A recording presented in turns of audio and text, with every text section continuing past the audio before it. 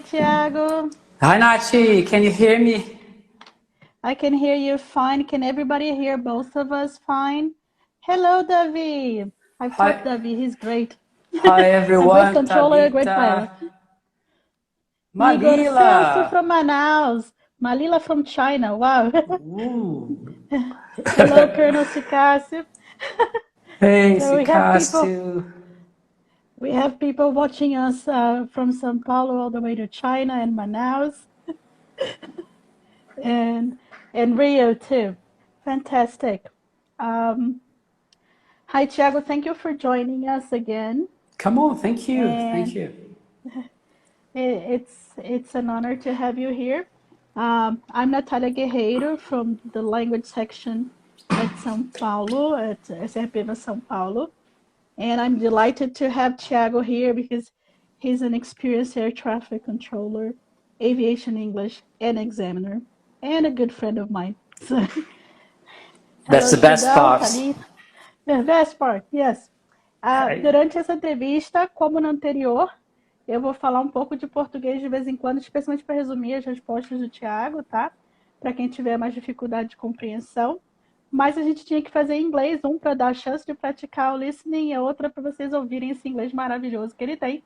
Que uma coisa é saber que ele é 6 e outra coisa é ouvir esse 6 todo. So, thank you very much, Thiago. Livia, thank you, Nach, again. Thank you very much. The pleasure is all mine. Again, thank you for the invite. It's an honor to be able to take part with you in this conversation, and hopefully I'll be able to share some of the things I did during my journey to learn English. Yes, like I said, I admire Thiago enormously, and one of the reasons is because he went from 3 Nachi, can you to hear 6. me? I can hear you. Can you hear me? Can you hear me, Thiago? I Yeah, think we've lost him. I'm Can you hear back. me? I can hear you. Okay, you're back. Yeah. You can hear me, right? Can you still hear me?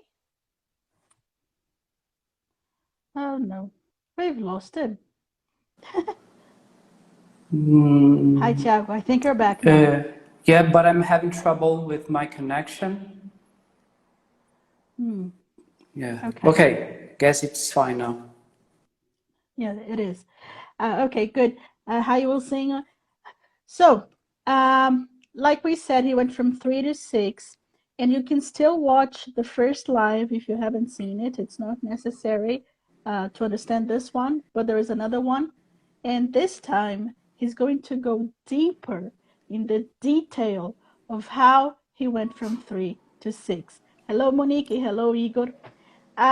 So, for those here who haven't watched the first live, could you walk us through that level change? Sure, yeah. Well, it all started in 2008 when I first set a police. I got level 3. Then the following year, I got level 4, fortunately. And then after 3 years, I set it again and then got level 5, but flat 5, which means 6 fives. And then So 5 for pronunciation, structure, yes, vocabulary, exactly. fluency, comprehension, direct. All aspects of it. And then 2 years later, I asked to sit it again, but couldn't get level 6, still 5, but I had improved. So I got half 5 and half 6. But the overall was 5 still. Then 1 year later, again, set it again, but still 5. And it seemed nothing had changed. And then I sort of gave up, started doing other things, kept on studying, but focused on different things. Started teaching at a language institute, in Natal, which is where I lived at the time. And then I thought, well, maybe it is time for me to go for it again. And then I set it in 2017, and then in the end got level 6. And now you're an examiner too. Yeah. The same year I did a course to become an examiner. Fantastic. Então, como ele falou, ele começou tirando 3, aí no ano seguinte ele já conseguiu o 4, depois ele esperou o tempo do 4, que são 3 anos, fez a prova, tirou 5, mas são 5 em tudo. Não teve nenhum 6zinho para contar a história. Aí depois ele tentou de novo, tirou alguns 6, mas só metade dos 6, e tentou mais uma vez, de novo, 5 com metade de 6. E aí, depois de um tempo, ele conseguiu 6 e virou examinador também. EPRIS, já era avaliador, já era instrutor, virou examinador do EPRIS. You've worked at Marte Tower, São José dos Campos Tower, and Natal Tower. And now you work with ATC regulations at the SEA. Yeah, that's Do you true. find that English phraseology is enough to communicate with foreign pilots? No, by any means. Of course, phraseology is a vital aspect of the job of an air traffic controller. But when we are,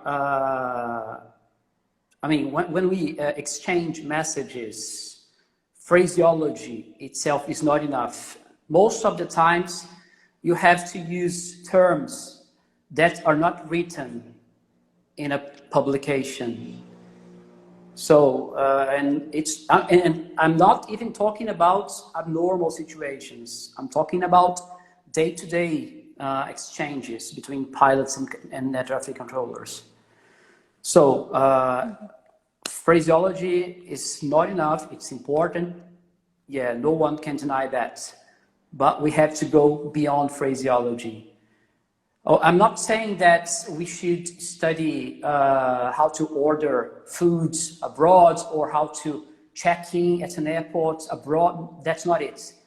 What I'm talking about is what ICAO calls plain language, which is still formal English. It's sort of a technical English, but it's not phraseology, you know? Okay. You're getting a lot of congratulations and a lot of applause. Felipe, Sicásio, Winnie, Alexandra, Sorani, Tata, Miguel. So lots of applause for your rapid improvement. I wouldn't say rapid, but yeah. It was quick. People take decades sometimes to achieve what you've done in a few years. Thalita, Sargento Thalita has also asked you all to share. Se vocês puderem apertar aí no aviãozinho, compartilhar. Sabrina, ele é sensacional, mas ele não acredita nisso. A gente está falando, ele não acredita. Muito modesto. Thank you. Para compartilhar, para chamar os seus amigos para a live, para eles também ouvirem o que o Thiago tem a dizer. Então, ele falou da fraseologia, que não é suficiente, mas é claro, ela é a primeira. Você tem que usar a fraseologia, tem que saber a fraseologia e saber também ir além quando a situação requerer. É claro que não é um ir além de fazer compras no mercado, nem pedir comida, é um ir além dentro da aviação. Okay, can you give us an example of when you were controlling or somebody else you were observing and phraseology was not enough? Well, off the top of my head, I can't remember any situation. Of course, there were some, but in my experience, I didn't work at places where English were used regularly. At Marte, traffic was primarily visual and local.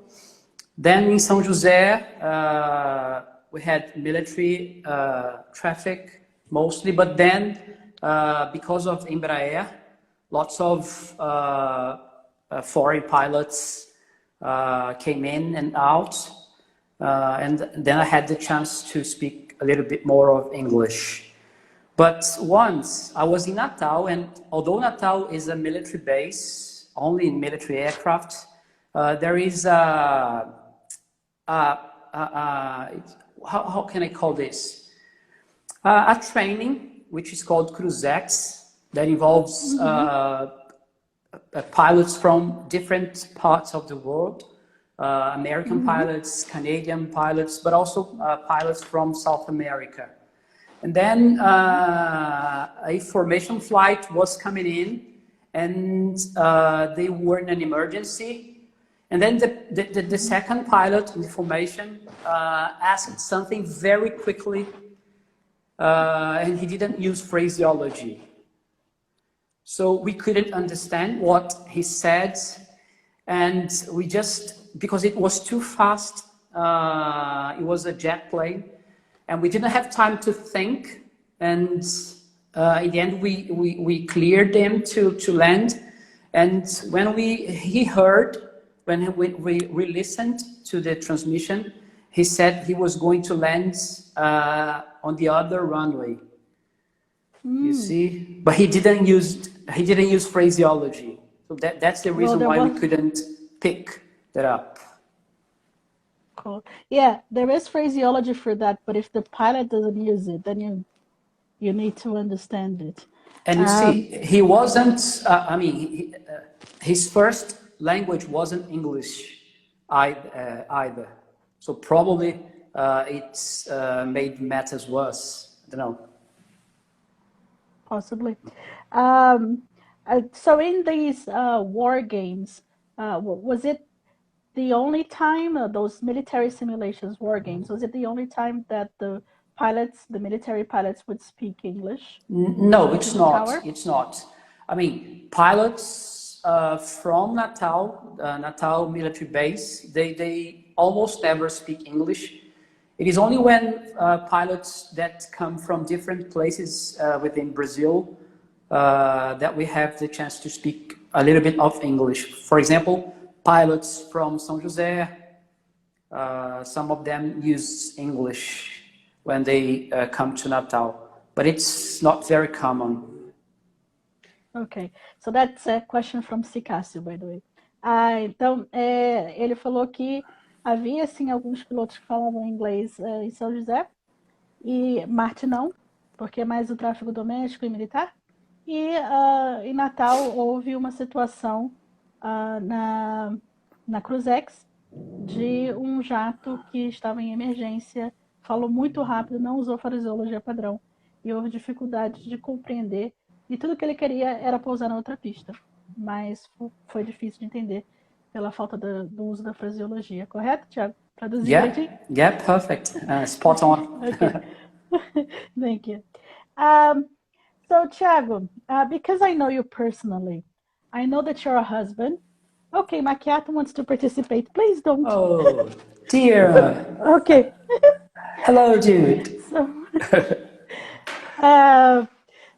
Fabio is congratulating you for the high level. I know that you're a husband, a father of 2 children, and you actually do your share around the house, right? You in addition, you work like crazy, and you manage to stay fit somehow. How on earth did you manage to fit your studies into that busy schedule of yours? Well, this is a hard question because do I really fit everything in? I mean, I try my best, but something that I did and it is something that I still do, and is this: I try to use the things that I like in my favor. What does that mean? For example, if I'm doing the washing up, I'm listening to the radio. If I'm gonna watch a film, I watch it in English with English subtitles. I love reading and I'm always reading a book in English, which is something that helps also. So it doesn't add up extra. I mean, it doesn't add extra time, you know. So I try to squeeze in English in my life whenever I can, without sacrificing my routine, my daily routine. You know, guess this is it. There isn't any magic, or I mean, yeah, guess this is it. Ok, então uma das coisas que ele trabalha muito, né?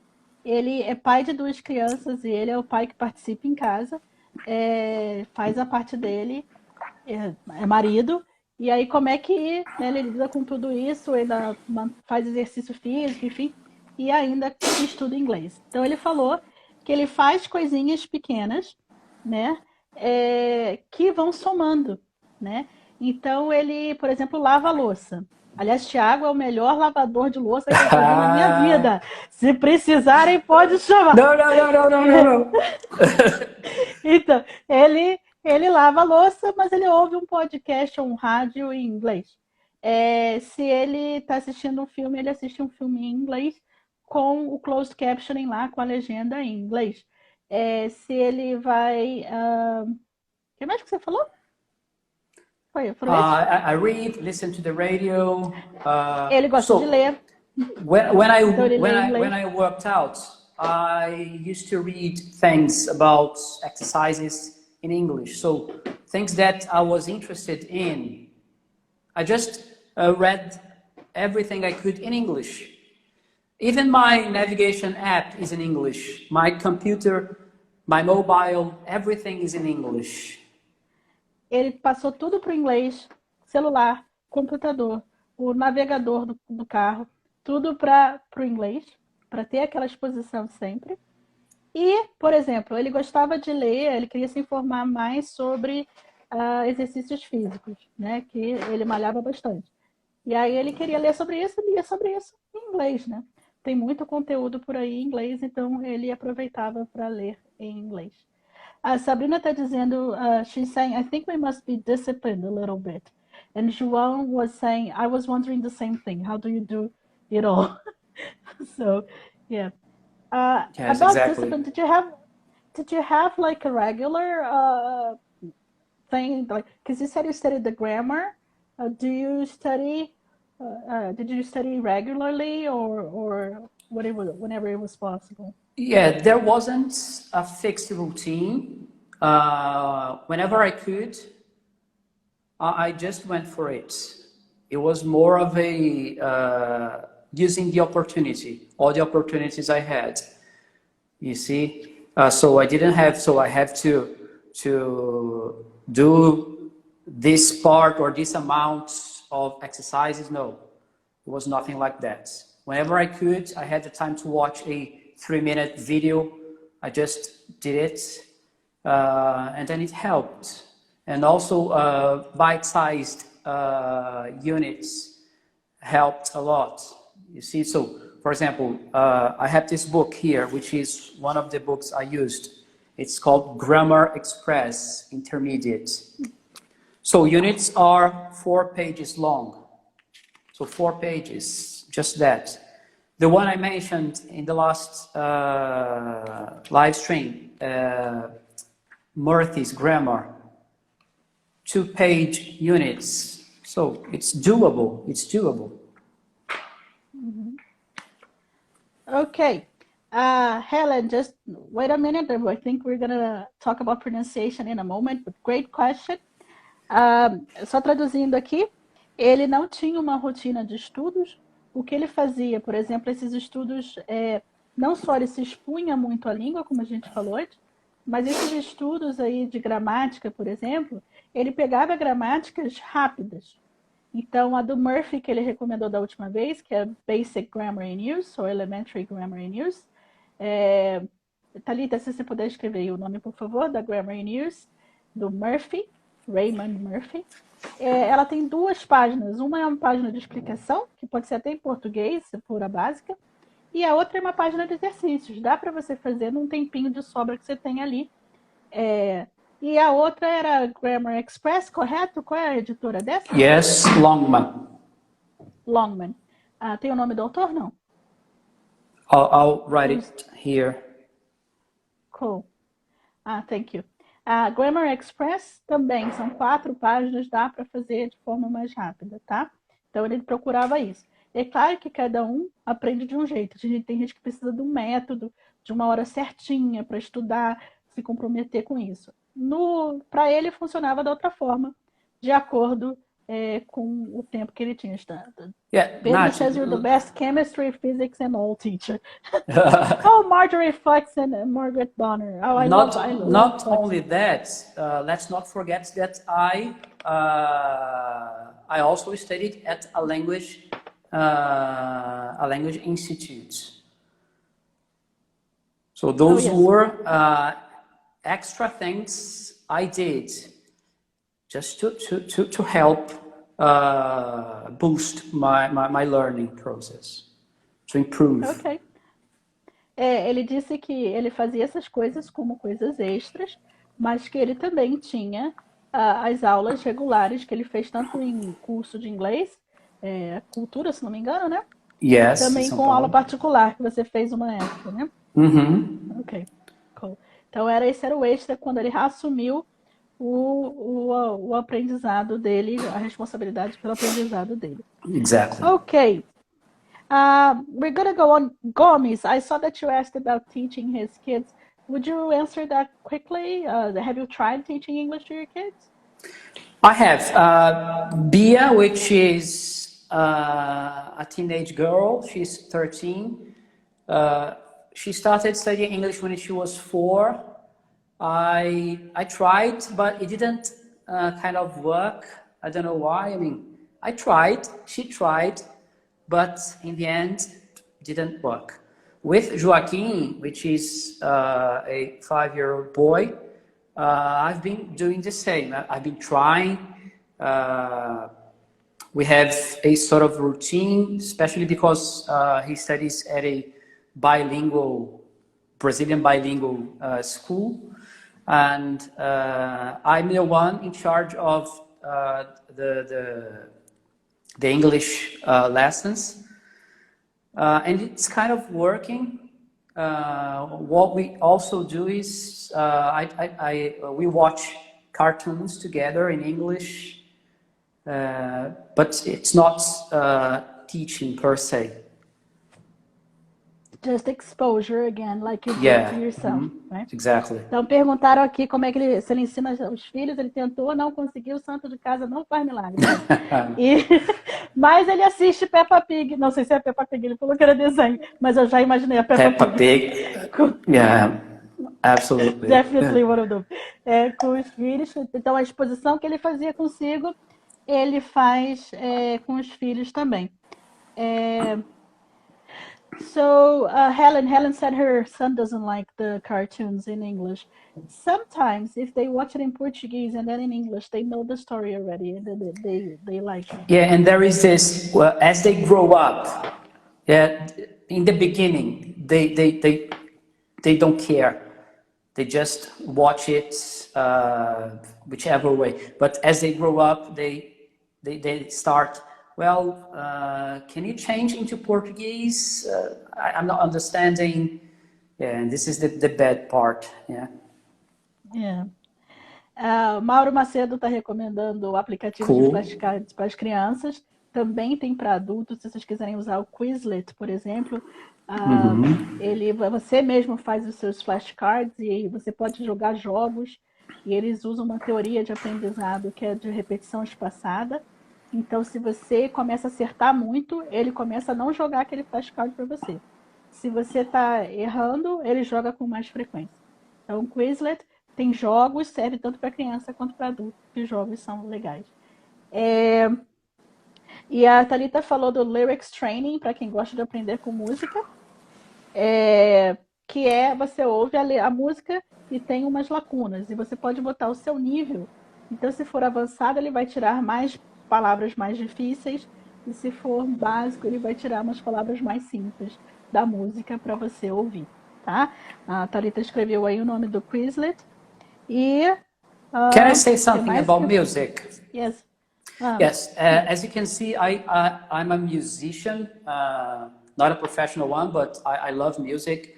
So I can play the guitar, I like to sing, and music helped me a lot when I was learning English. The same way, I tried to write down the lyrics as I listened and sing along, things like that. So music is a powerful tool when you are learning any foreign language, not only English, but any foreign Okay. language. Jonas has a question here. Oh, I'm not sure I follow, maybe I'll misrepresent it. But have you noticed what's the most common problem? I think the difference, I think he means, between the English in air traffic control and the English in real life, like outside of air traffic control. The first thing that comes to mind is that the English we air traffic controllers must use has to be formal. You see, so we should avoid greetings, so things like good morning, welcome, those sort of things. This is something we should avoid and stick to the standard phraseology as much as we possibly can. And yeah, go ahead. And what was difficult for you not to use in air traffic control? Oh, I know this, but I can't use it. And you see, this is a hidden danger because as you improve your proficiency, your language proficiency, you want to show off, and this is something that we should try to avoid, you know, because okay, I speak good English, then I'm gonna use it because yes, the pilot will, oh, this controller speaks good English. No, this is not something good. Stick to phraseology regardless of your level of English. You see? Cool. Harley, não somos todos ingleses, mas estamos aproveitando a chance para praticar tanto a compreensão quanto a interação aí com as perguntas. O Tenente Rony recomendou também audiobooks, que são livros lidos em voz alta, né, também. E agora o Jonas fez essa pergunta super interessante sobre a diferença entre a fraseologia em inglês, né, da rua, do cotidiano, e ele falou que realmente você tem essa tentação de usar o inglês que você aprende, por exemplo, muito informal, na fonia, mas não pode. Você tem que stick to phraseology, usar a fraseologia o máximo possível e quando não tiver a fraseologia, usar algo que pareça a fraseologia, né? Phraseology like. Não pode sair gastando inglês, né? Cheio de idioms, e aí ninguém entende nada e é um risco à aviação, né? So thank you, Jonas, for the very good question. Now, Helen wanted to know, because your pronunciation and intonation are nothing short of impressive, and how did you improve those? As to pronunciation, let me see. What I did is what is called shadowing. So, for example, I listened to music and I tried to sing along. I was watching a film or a TV show. I repeated everything the characters said, or I tried, you see. One thing that I did, and if you are studying, I'm not sure if I would recommend doing this, but it helped me big time learning how to read phonetic symbols. So it helped me a lot because when you look a word up at a dictionary, you have the meaning of the word, you have the part of speech, And most dictionaries, they show you the phonetic description. Is that it? Transcription. Transcription, sorry, yeah. And even though you cannot hear the word being pronounced, if you know how to read that, you know exactly how to pronounce that word. So this is something And even that... if you hear it, right, your ear can deceive you. You see that, So if you yeah. have the transcription, you're certain about it. Ok. So, em relação à pronúncia, o que ele falou, ele já tinha falado na outra resposta que ele gosta muito de música. Não dá pra ver aí, mas ele tem umas guitarras super maneiras penduradas aí atrás. Aê! Então ele tinha essa prática de ouvir as músicas, tocar música, cantar música em inglês, né? Agora estou vendo. Ah, mais uma guitarra. Ele quer mostrar a guitarra também. Nossa, são 4. Ok. A Shana deve estar brava com esse tanto de guitarra que você tá aqui. She is. Não She conta, is. não conta pra Shana. Não conta. Então, e uma outra técnica que ele usava era o shadowing, né? Que é você ouvir, por exemplo, uma TED Talk, você pode ouvir, se você for básico, você pode ouvir algo que é feito para básico, ou se você já é intermediário, você já pode tentar algo mais, uma velocidade mais rápida, né? Mas um TED Talk é mais rápido, mas não tanto. Um audiobook é rápido, mas não tanto. Ou se você já está querendo realmente se desafiar, uma série, um filme. Estão dizendo que a Xana vai comprar mais umas guitarras de presente para você. E você pode tentar repetir aquilo que o personagem está falando na mesma velocidade. Né? Isso que é o shadow, a técnica para melhorar a pronúncia e a fluência.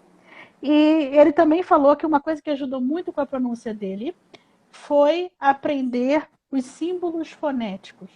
Se você for em qualquer dicionário de inglês online, por exemplo, da Collins ou da Cambridge, Thalita, se você puder escrever aí, por favor, o da Collins e o da Cambridge, ele tem a transcrição fonética. E como em inglês a pronúncia e a forma que se escreve normalmente não bate muito, é importante você aprender a transcrição fonética, porque às vezes o seu ouvido engana. Você acha que está ouvindo uma coisa e não está ouvindo. Perguntaram o nome do programa, eu acho que eu falei da TED Talk. A TED Talk, inclusive, tem a transcrição. Você tem todo o texto que o palestrante está falando para você acompanhar. Né?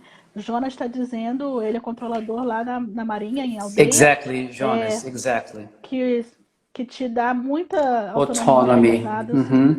Yes. Learner autonomy if yeah, you something know I the pronunciation didn't symbols. Sorry, Nachi, something I didn't mention, but helped me the same way was having good models. So my teachers at Cultura, my private tutors, and also having friends who speak better English than you. So you, for example, Michele, that now lives in England. So having good models is also something that helps. And it doesn't necessarily need to be a native speaker. And this is a myth. Okay, I need to speak to foreigners, to native speakers, to speak good English or to learn English in a better way. No, this is not true. You see, you can have a Brazilian speaker of English, not necessarily a teacher, but could be a teacher that speaks very good English and is totally able to teach you and to be a good model when it comes to pronunciation. Shadowing é uma técnica, não tem um programa ainda. Você pode usar com qualquer programa. É uma técnica para aprender a pronúncia, para praticar a pronúncia. E ele falou que Peraí que eu me perdi agora. Fui olhar a mensagem da... Peraí. About the models? Models. Ele falou também de ter bons modelos de pronúncia que não precisam ser nativos. Você pode ter um professor que você admira, um controlador que você admira, e o Franz está dizendo que você é um modelo para muitos, ele inclusive. So, Franz, our love. Franz, by the way, is asking you if you've changed your method of study now that you're a level 6, or if you keep doing the same things. Yeah, I mean, what I changed is the frequency. You see, now as a teacher, usually I study before a lesson. So when I'm preparing a lesson, I study that specific point. So as to other areas or other topics, I don't have a routine, a regular routine. You see, so for example, if I'm watching something and then a word that I didn't know pops up, then I look that word up. The same goes with when I'm listening to the radio. Well, for example, just the other day I was listening to the radio and then I heard the word shambolic. So, wow, shambolic, interesting word. So I looked it up and found the meaning of it. Just today, I finished, Mauro mentioned, listening to audiobooks. I also do that. I've just finished listening to an audiobook called Indistractable, and I know the word contagious, but I didn't know the word contagion, which is the noun for contagious. And then in the book, the reader said contagion, and then I looked it up.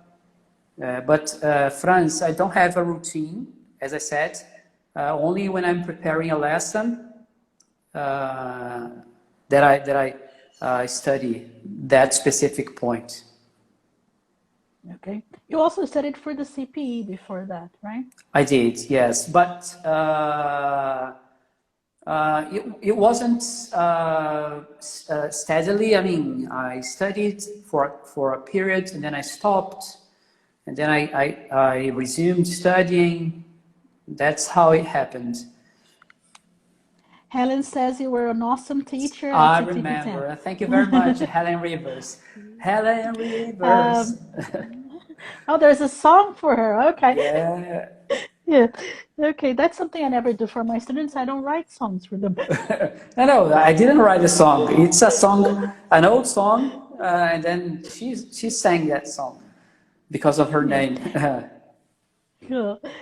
Então, desde que ele virou nível 6, ele, por exemplo, estudou para o CPE, que é uma prova de Cambridge, da Universidade de Cambridge. É a prova de inglês mais difícil que existe no mundo. E o Thiago não só passou, como passou super bem.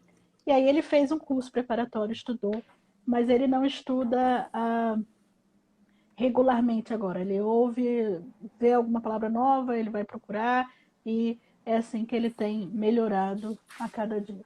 E, sobretudo, quando ele vai planejar uma aula, que ele pesquisa aquilo que ele está indo ensinar.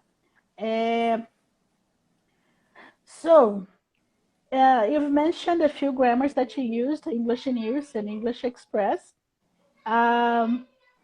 Did you use any other resources to learn grammar? Yes, grammar. I guess I mentioned that in our previous live. I watched videos, the same, bite-sized snippets from Engvid, very specific grammar points, you see. Because one thing is when you read what is written in a book and then you do the exercises. Another thing is when a teacher is explaining the topic to you. So, as I said, it boosts your understanding. It clarifies things that you hadn't understand. Ok.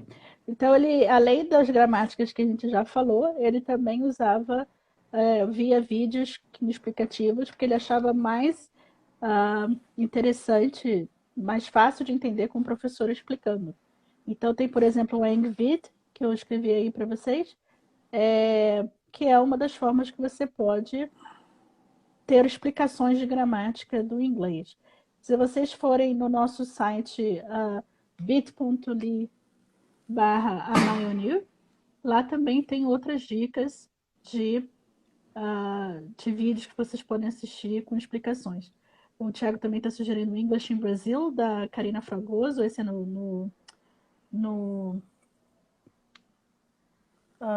YouTube, né? Yeah. É mais no YouTube do que aqui no Insta, né? Tem também aqui no Instagram, tem alguns professores. Tem uma que está aqui, que é a Lívia Leal, que é Wow, controladora em fantastic. Recife, I'm a e também posta dicas big aqui. fan of Livia. We're She's all big amazing. fans of Lívia. She's amazing. Yeah. Last time, you mentioned the importance of using a new word to memorize it. What else did you used to do and do you still do to improve your vocabulary? Yeah, basically, when you come across a new word, it doesn't mean you learned that word. Okay, chances are you will forget that word if you don't see it again or if you don't put it into practice. So whenever you learn a new word or an expression, it's important for you first to write it down, to take note and keep it with you. And now and then study that word again, the meaning, pronunciation, and most importantly, how the word works in context. So context is everything. And whenever you have the chance, try to use that word. So that's the basics of acquiring vocabulary and changing it into between passive vocabulary into active vocabulary. So passive, basically, you know that word, but you've never used it. And active, it means you know that word and you are able to use it effectively.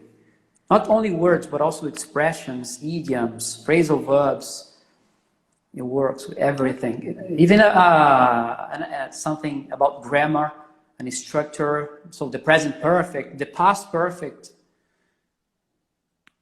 Ok. Eu perguntei para ele que da última vez ele falou que para você aprender uma palavra você tem que usar, né? E aí ele reforçou que você, por exemplo, viu uma palavra, procurou o significado, não quer dizer que você aprendeu essa palavra, né? Primeiro que você pode não lembrar, né, dela depois.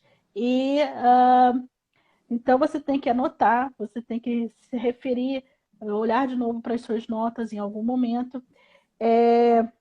E aprender também como essa palavra funciona em contexto.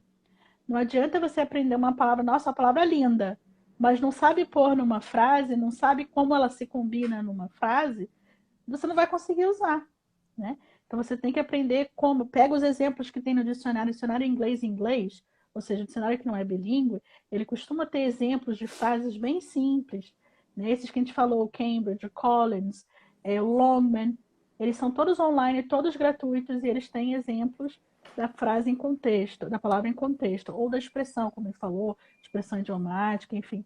E aí ele falou que isso... Sorry to interrupt. One thing that I didn't mention, which is also very important, context, but also collocations. One example I can give is the word depend. Most of us like using that word when answering a question. So what do you think about this or that? Depend. It depends. It depends of, or it depends for, no, it depends on. So on is a preposition that goes with depend all the time. So knowing, learning the collocations is also really important when it comes to vocabulary. Felipe is suggesting games with storylines for children, but for adults too. Adults like games too. Thank you, Felipe. Então ele está falando que uma das formas de você aprender a palavra em contexto é você aprender como ela se combina com outras palavras. que são as collocations. Ele deu o exemplo, por exemplo, de depend. Depender em português é depende de. A gente fala, acho que tá abafando, a gente fala depend of no inglês, no português, mas é depends on no inglês. Então, it depends on something. Ah, você vai para a festa, are you going to the party? It depends on the weather. Vai depender do clima. Hoje em dia, it depends on the pandemic. E ele falou que isso ajuda a levar o vocabulário do vocabulário passivo para o vocabulário ativo. O que é vocabulário passivo? É aquele que você entende, mas não usa. E o vocabulário ativo é aquele que você realmente usa. Rafael Reis is asking, have you ever used your English abroad? And is it different from the English we learn in class? Yeah, if I said it is the same, I would be lying, Rafael. It's different, of course. It takes a while when you are abroad for you to start understanding and being able to participate in conversations. At least that's how I felt. I went to the United States in 2015, and then in 2018, I spent a month in the UK studying. The experience was fantastic, but yeah, it's not the same because they speak English as their mother tongue. But as time goes by, you start getting accustomed to it, and in the end, you understand everything, basically. Of course, if you are not an elementary student or a basic, so if you are at least intermediate, you are able to understand most of what they say. Acho que foi o Jonas que perguntou, não? It was Não, Rafael. Rafael Reis. O Rafael Reis perguntou se era diferente o inglês lá fora. Então, o Thiago foi para fora, ele passou um mês, foi a Fábia, inclusive, que mandou ele para um curso na Inglaterra. Um mês ele já era nível 6, já era avançado, e mesmo assim há um tempinho de você começar a entender tudo, né? De você tune in, de você se acostumar e para passar a entender o que estão dizendo. Ele falou, eu estaria mentindo se falasse que é exatamente igual. Você tem um momento ali de entender. In my experience, there's even a little time you need to overcome your nerves, like Yes, exactly. because like many people panic when they speak to native speakers. So even that, right? So That's true. his experience. E eu tô falando que às vezes a pessoa precisa até de um tempinho para se acalmar, porque tem gente que tem pânico de falar com o nativo, né? E Yeah, aí and not only nervoso. that, you have to take into consideration the accent. So, for example, I was used to the British accent, but of what region? In the UK, there are over 50 different accents. So if you go to the United States, the same. So it's not because I listen to American English every day, I'm gonna go there and understand everything they say immediately. It's not like that. Ok. Então ele falou também até para você se acostumar com o sotaque, porque você pode ter aprendido inglês britânico e você vai para o Reino Unido e aí o que você aprendeu foi inglês britânico padrão. E tem mais de 50 tipos diferentes de sotaque no Reino Unido, né? Então você precisa se acostumar ali. O Jonas, speaking of accents, Jonas Rangel is asking, British or American English, which one is better and why? Yeah, there's no such a thing as a better accent. It would be the same to say, okay, Carioca accent is the best. Which it obviously is. I wouldn't say the best, but the most beautiful, according to me. Yeah. To Cariocas. No, just kidding. I love the Northeastern accent. That's so no, there isn't such a thing as the best accents. And it's not even something you should focus on, in my opinion. You see, so pronunciation, intonation has nothing to do with accents. It's something completely different. So you can have a very good English pronunciation regardless of the accent you've chosen to speak with. And even though you don't speak with any standard accent, you can speak English, very good English, with a Brazilian sort of accent. And it's still good English. Ok. Então, para já começar agradecendo aqui a presença da presidente da Associação Brasileira de Pilotos de Helicóptero, Thales, I think, que está aqui presente conosco. E o Jonas perguntou se é melhor o inglês britânico ou americano. E ele falou que não dá para escolher, como escolher assim, o carioca é melhor do que o paulista no sotaque, ou do que o nordestino. Não, todos são sotaques válidos. E você pode ter um inglês brasileiro e bem bom também. Né? Então não é uma oposição. Você tem que ser inteligível, né?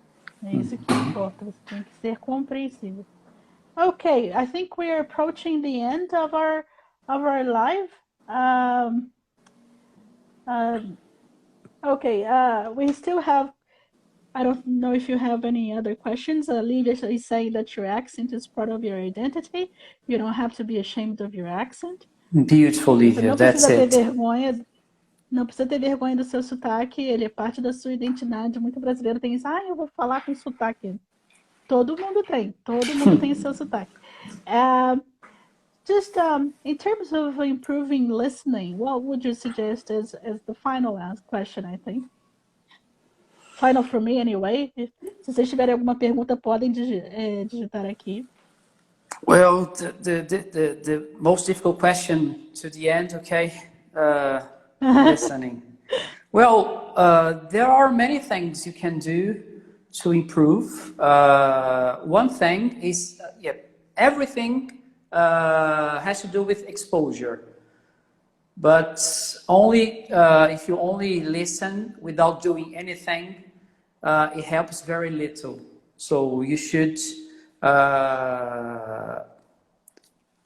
try to see if you've got the idea, the main idea, the gist, but also specific parts. When it comes to listening, it is also important to negotiate if you are in a real conversation. But for example, I guess something mentioned, listen to something, then it stop the audio and resuming. So this helps. So what else can I say about listening? Yeah, what I did, I listened to music, films, series in English. Come on, help me out, Nashi. What else? Cool. I'll translate the note. Então ele já tinha falado de exposure, de se expor à língua, né? De você procurar ouvir filmes, séries, etc.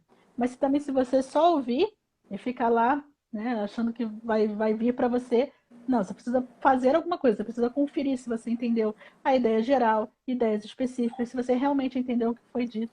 Se você estiver conversando com a agree, Tatalins, nordestino melhora sotaque. Todos que vocês disserem já disseram que é o do Sul, também concordo, todos são lindos. De você verificar se você realmente entendeu.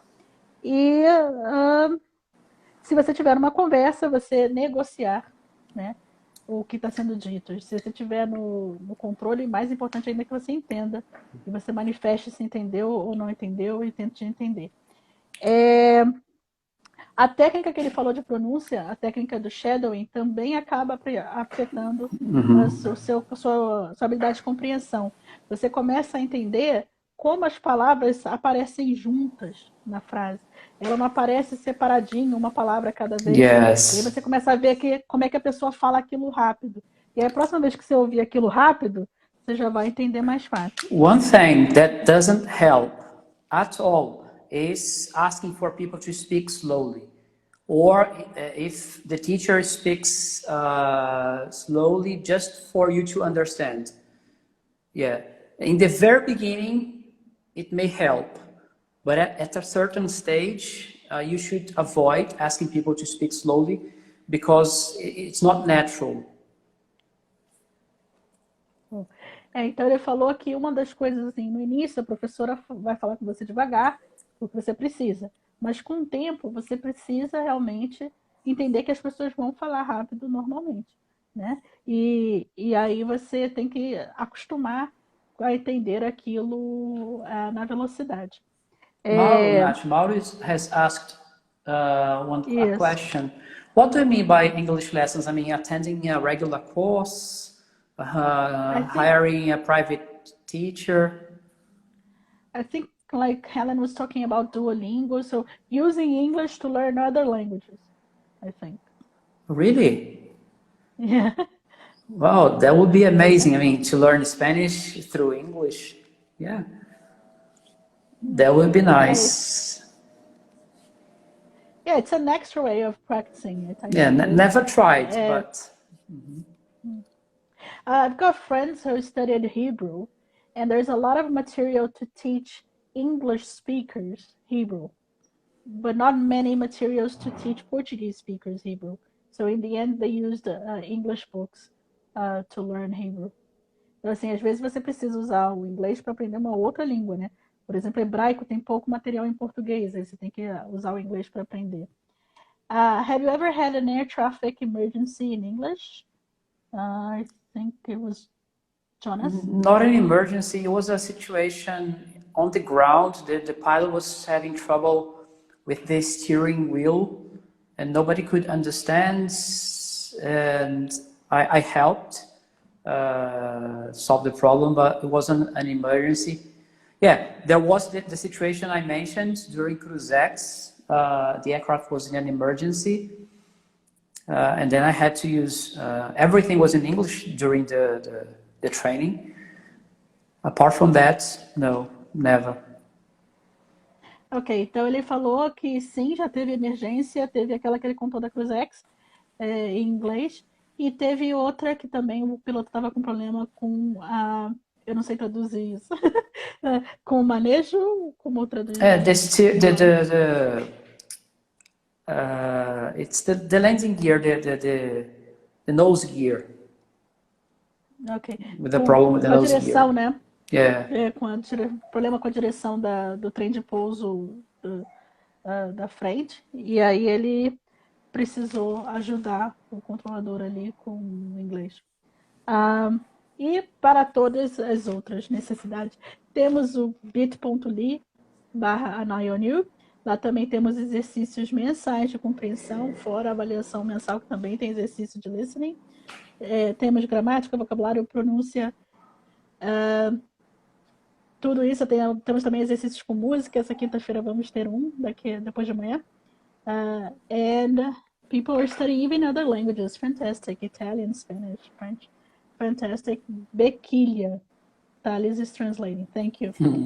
Thank you everybody for coming.